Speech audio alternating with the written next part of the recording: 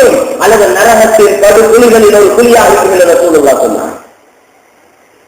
இந்த சத்தம் மையத்தில் இருந்து வெளியாகக்கூடிய சத்தத்தை எல்லா படைப்பிடங்களுக்கும் இந்த சத்தம் கேட்குதுன்றார். மனிதர்களுக்கு தவிர, இன்னொரு விவாதத்தில் ஜின்களுக்கும் தவிர, மனிதர்களுக்கு ஜின்களுக்கும் தவிர எல்லா படைப்பிடங்களுக்கும் கேட்பதாகவும் தான் மனிதன் காலுக்கு இந்த மையத்திலிருந்து வெளியாகக்கூடிய சத்தம் விழுந்தால் மனிதன் மயங்கி கீழே விழுந்துருவான் என்ற கருத்தை ரசூலுல்லாஹி ஸல்லல்லாஹு அலைஹி வஸல்லம் புகாரி ஷரீஃப்ல வரக்கூடிய சரியான ஹதீஸ். எங்களுக்கு மையத்தை தூக்கிட்டு போறது மட்டும் தான் விளங்குது. வேகமா தூங்க என்றது எதுக்குன்னா ஒரு பூமியில மவுத்தாக்குறதே அல்லாஹ் சந்தோஷப்படுத்துறான். ஒரு பூமிக்கு அல்லாஹ் மவுத்தை எதுக்கு கொடுக்கிறான்? அவனை சந்தோஷப்படுத்துறது. நல்லவருக்கு மவுத்து ரஹ்மத்தாக அமையும். ஒரு மூமினுக்கு அல்லாஹ் கொடுக்கக்கூடிய காணிக்கை, ஒரு மூமினுக்கு அல்லாஹ் கொடுக்கக்கூடிய சந்தோஷம் அவனுக்கு மவுத்தை கொடுக்கிறது தானே. அப்ப மவுத்தான மனிதனை வச்சு கொண்டிருக்கிறது நல்ல முறை. அல்லாஹ் அவரை சந்தோஷப்படுத்துறதுக்கு தான் அவருக்கு மௌத்தை கொடுத்திருக்கிறார். நாங்க எங்களோட மகன் அங்கிருந்து வரணும் இங்கிருந்து வரணும்னு வச்சு கொண்டிருக்கிற நல்ல மையத்துக்கு செய்யற உதவி, மையத்துக்கு செய்யக்கூடிய உதவி எவ்வளவு அவசரமா மையத்தை அடக்கிறதோ அவ்வளவு அவசரம் அடக்கிறது தான் மையத்துக்கு செய்யற உதவி. மையத்தோட இறக்கிறது அதைத்தான் நாங்கள் இங்கிருந்து செய்யணும். நபி அப்படித்தான் சொன்னாங்க. இங்க வச்சு அவரை சந்தோஷப்படுத்தலாது. அவரை சந்தோஷப்படுத்துறதுக்கு ஒரு தனி வாழ்க்கையை மௌத்துக்கு பின்னாலே வச்சிருக்கிறார். மௌத்தோட தான் சந்தோஷங்கள் ஆரம்பமாகுது. அதனால்தான் சக்கராத்துடைய நேரத்திலே மலக்குமார் என்ன சொல்றாங்க? அல்லாஹ் தகாஃபு வலா தஹ்சனு வஅப்ஷிரு பில் ஜன்னத்தி அல்லதி குன்தும் துஅதூன். மையத்தை பார்த்து மலக்குமார் சொல்லுவாங்க, நீங்க பயப்படாதீங்க, கவலைப்படாதீங்க, சந்தோஷப்படுங்க. அப்ஷிரு, நான் நாளாக வெற்றிபெற சந்தோஷப்பட்டுக்கோங்க. நீங்க மௌத்தாளரை பார்த்து சந்தோஷப்படுங்க. என்ன விளக்கம்? குடும்பம் அழுது கொண்டிருக்கிறேன், மனைவி மக்கள் அழுது கொண்டிருக்கிறாங்க, அவருக்கு மலக்குமார் சொல்றாங்க சந்தோஷப்படுங்க என்று அல்லாஹ் சந்தோஷப்படுத்த போறாங்க. அதுக்குதான் மௌத்தாக்குறாங்க. அதனால்தான் சந்தோஷப்படுங்கன்னு சொல்லப்படுவது.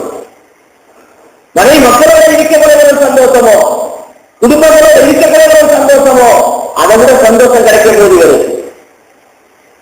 மேலான கண்ணியமான சகோதரர்களே, அல்லாஹ்வின் நல்லடியார்களே, பெரியவர்களே, அல்லாஹ் சுப்ஹானஹு வ தஆலா எங்களுக்கு இந்த அடிப்படையில ஒரு சந்தர்ப்பம் அல்லாஹ் தந்திருக்கிறார். எங்களோட நிலைமைகளை பற்றி நாங்கள் தனிப்பட்ட முறையில யோசிக்க வேண்டியது. எங்களோட குறை, எங்களோட பலகீனம் தனிமையிலிருந்து யோசிக்கும். ஹஸிபு அன்ஃபுஸக்கும் கப்ல அன் துஹாஸபு. உங்களிடத்துல கேள்வி கணக்கு கேட்கப்படுறதுக்கு முன்னால நீங்க உங்ககிட்ட கேள்விகளை கேட்டுக்கோங்க. இன்னைக்கு வெள்ளிக்கிழமை காலையில சுபகள் இருந்து எழுந்திர செய்து இதுவரைக்கும் என் கண்ணால் எவ்வளவு நல்லதை பார்த்தேன், என் காதால் எவ்வளவு நல்லதை கேட்டேன், என் வாயால் எத்தனை நல்ல வார்த்தைகளை பேசினேன், இப்படி நானும் நீங்களும் யோசிக்கிறேன்.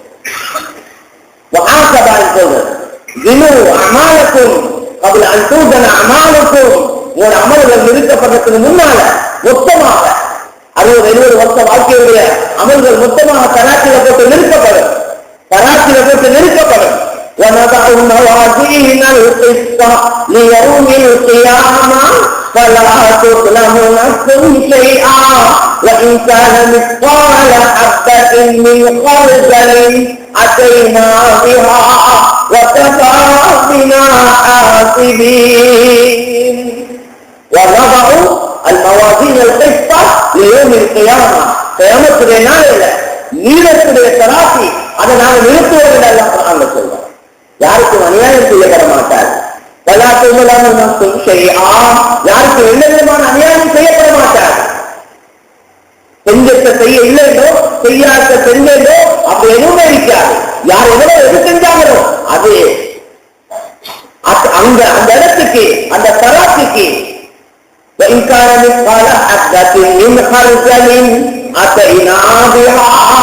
சிறிய எதுக்குடைய அளவு, ஒரு அணுவளவு, ஒரு நன்மை தீமையை ஒழுக்கி மறைச்சி தன்மையில இருக்கிற உள்நாட்டுல வெளிநாட்டுல எங்க செஞ்சிருந்தாலும் அதையும் அல்லாஹ் சொல்றான்.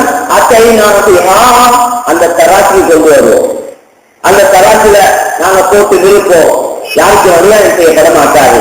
கேள்வி கணக்கு கேட்கிற விஷயத்துல நாங்களே போடுவோம். அல்லாஹ் குர்ஆன்ல சொல்றான், நாங்க மிக வேகமான விஷயங்களை முடிச்சிடுவோம். யோசனை போயிருந்து இத்தனை கோடி மக்கள் ஆதம் அலைஹிஸ்ஸலாத்திலிருந்து உலகம் அழியும் வரைக்கும் இன்றைக்கே கிட்டத்தட்ட 600-650 கோடி மக்கள் வாழ்வாங்களா இந்த ஜமான்ல மட்டும். அப்ப ஒரு 100 வருஷத்துக்கு ஒரு 20-25 வருஷத்துக்கு உட்பட்ட காலத்திலே இவ்வளவு கோடி மக்கள் இருக்கிறாங்களா? ஒவ்வொரு 100 வருஷ வாழ்க்கையிலையும் எவ்வளவு கோடி மக்கள் உலகம் படைக்கப்பட்டதில் இருந்து.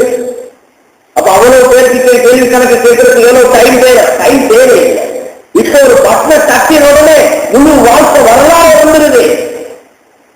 ஒரு சின்ன போட்ட உடனே, பிளாஸ்டிக் துண்ட போட்ட உடனே முழு விஷயங்களை வந்துருது. எங்கட பில் வந்துருது. நாங்க வெளிநாட்டு வீடு பேசினது, காட்டுல பேசினது, கடல்ல பேசினது அத்தனையும் ஒரு மாசத்துக்குள்ள இந்த மனிதனால கண்டுபிடிக்கப்பட்ட இந்த சேட்டலைட் மூலமாக மனிதன் பேச்சுக்கள் எல்லாம் பாதுகாத்து அதெல்லாம் வெளியாக்க வேண்டாம். அவன் போனது, வந்தது, பேசினது, கருத்தது, அவன் எந்த நம்பருக்கு பேசினான், எவ்வளவு நேரம் பேசினான், என்ன பேசினான், எல்லாம் இந்த மனிதனுக்கு கொடுத்த மூளையால மனிதனுக்கு கண்டுபிடிக்க வேண்டாம். இந்த மூளைகள் எல்லாம் தயாரித்த ரப்புக்கு எவ்வளவு எல்லாம் மேலும் மேலாக அவர்களே.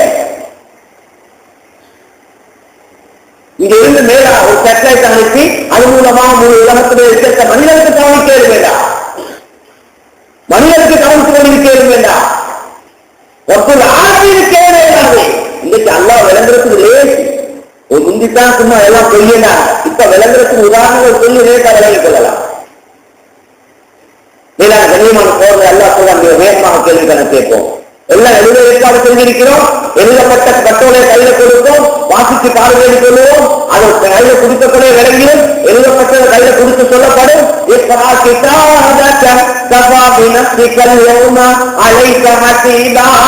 உங்களோட தேவை எழுதுதான் இது. இதை வாசித்து பார்த்து முடிவு செஞ்சுக்கோங்க. உங்களோட கேள்வி கணக்கு இதே போகும். மேலான கண்ணியமான சோழர்களே, பெரியவர்களே,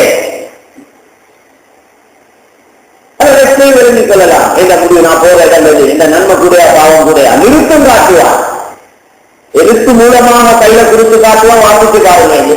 அது கூட அதை தராசில போட்டு நிறுத்து காட்டுவோம், பாருங்க அந்த நன்மை கூடையா பாவம் கூடையா. மேலான கண்ணியமான சோழர்களே, பெரியவர்களை யாரும் சொல்லல எனக்கு தெரியாது, எனக்கு விளக்கம் இல்லை, எனக்கு தீ தெரியா, மார்க்கம் தெரியா, ஹலால் தெரியா, ஹராம் தெரியா, யார் அப்படி சொல்லி தப்பே. இன்னல் ஹலால பையினும் வைனல் ஹராம பையினும். ஹராமும் தெளிவாக இருக்குது, ஹலாலும் தெளிவாக இருக்குது என்று தெளிவாக ஹதீஸ்ல சொல்லப்பட்டிருக்கிறது. இது நல்லது, இது கெட்டது, நல்லதுல முடிவு இது, கெட்டதுல முடிவு இது என்ற விஷயங்கள் எல்லாம் தெளிவாக குர்ஆன் ஹதீஸ்ல சொல்லப்பட்டிருக்கிறது. குர்ஆனை விளங்குங்க, ஹதீஸை விளங்குங்க, மார்க்கத்துடைய அறிவை கற்றுக்கோங்க, சட்ட திட்டங்களை விளங்குங்க, இங்கு படியுங்க. இதெல்லாம் தெளிவாக சொல்லப்பட்டிருக்குது. நாங்க கொடுப்போக்கா இருந்து, நாங்க கவனமா இருந்துட்டு, நாங்க இந்த குர்ஆன் ஹதீஸை விளங்காம, சட்ட திட்டங்களை விளங்காம, எங்களோட காலத்தை ஏதோ ஒரு அமைப்புல உங்களை கழிச்சிட்டு எனக்கு தெரியாது என்று சொல்லி தப்பேதுமா, அப்படி தப்பிக்கொள்ள யாருக்கு? உங்களுக்கு நல்லது யாரும் வந்து சொல்ல இல்லையா? அலம் யஅதிகும் ரசூலுன் மின்கும் யத்லூனா அலைக்கும் ஆயாத்தி ரப்பிக்கும் வயுன்திரூனகும் லிகா யௌமிக்கும் ஹாதா. உங்களுக்கு ரசூல்மார் வர இல்லையா? நல்ல புத்தி சொல்றவங்க வர இல்லையா? நல்ல கருத்துக்களை சொல்லித்தாரவங்க வர இல்லையா? பயான் பண்றவங்க வர இல்லையா? குர்ஆன் ஹதீஸை யாரும் ஓதி காட்ட இல்லையா? இந்த நாள கியாமத்துடைய நாளை பத்தி யாரும் எச்சரிக்கை செய்ய இல்லையா? உங்களுக்கு என்ன தெரியலையா? நீங்க என்ன விளங்க இல்லையா? அல்லாஹ் குர்ஆன்ல சொல்றான், நரகத்துடைய வாசல்ல நிப்பத்தி கேள்விகளை கேட்பான். உண்மை இல்ல, உண்மை போக இல்ல. நரகத்துடைய வாசல்ல மலக்குமார் நினைப்பாங்க.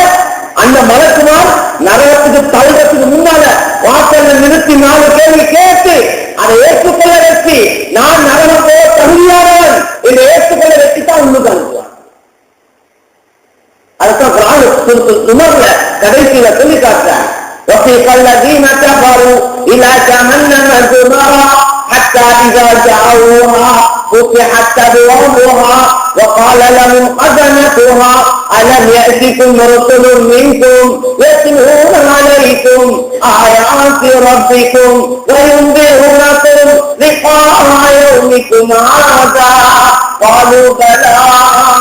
قَالُوا بَلَىٰ எல்லாரும் ஏற்றுக்கொள்ளலாம். எல்லாம் ஏற்றுக்கொள்கிற மாதிரி தான் அந்த சட்டம் விளங்குற பாத்திரம் இறங்கப்படுத்துவது சொல்றேன். அவன்